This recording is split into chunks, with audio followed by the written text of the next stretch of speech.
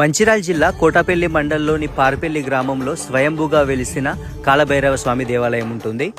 ఈ టెంపుల్కి వెళ్తుండగా ఫస్ట్ అయితే మనకు వీరబ్రహ్మం స్వామి గారి టెంపుల్ కలుస్తుంది. ఇక్కడ స్వామిని దర్శించుకొని ముందుకి వెళ్తే ప్రకృతి సాన్నిధ్యంలో కాలభైరవ స్వామి దేవాలయం అయితే ఉంటుంది.